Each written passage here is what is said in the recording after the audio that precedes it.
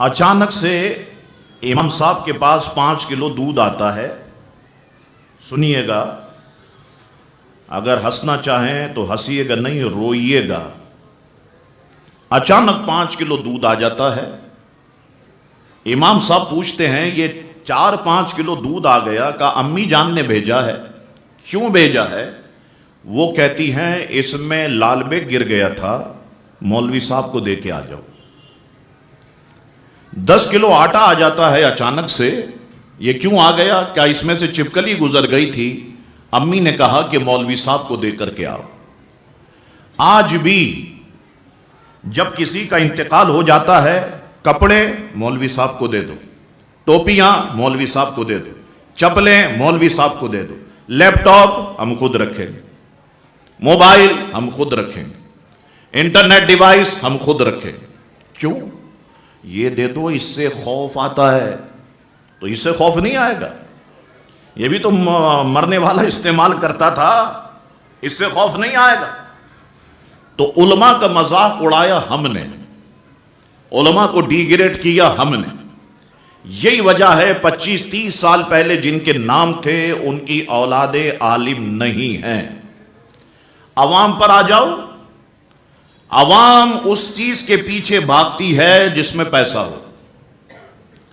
اس field میں پیسہ نہیں ہے، اس لیے عالم بنانے کے لیے تیار نہیں.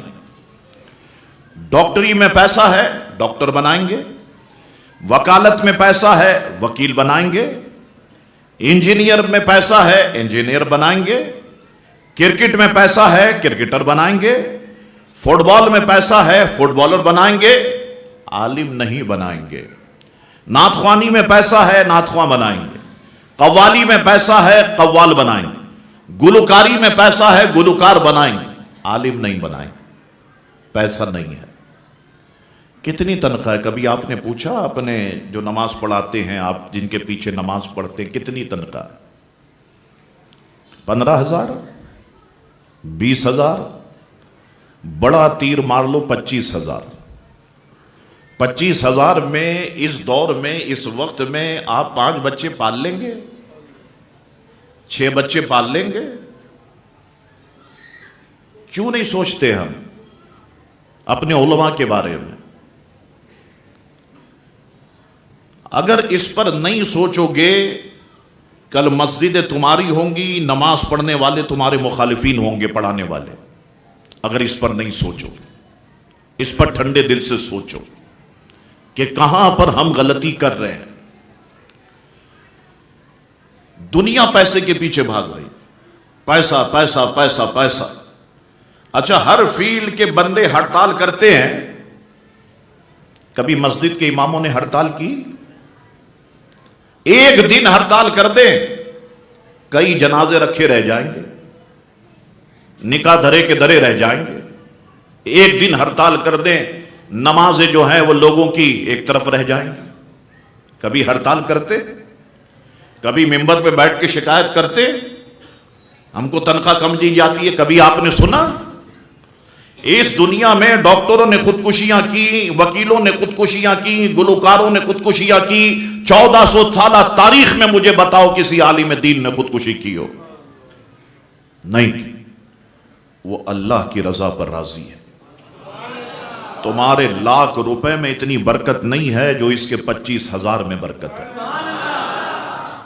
اسی کو تو سمجھانا ہے اپنے بچوں کو کہ بچوں تم پڑھو، ٹھیک ہے بظاہر پیسہ کم ملے گا، لیکن اللہ دین مصطفیٰ کے صدقے تمہیں عروج عطا فرمائے.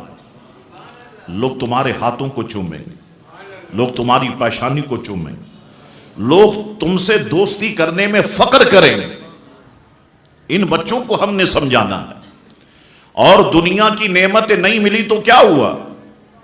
آخرت میں کیا ہوگا؟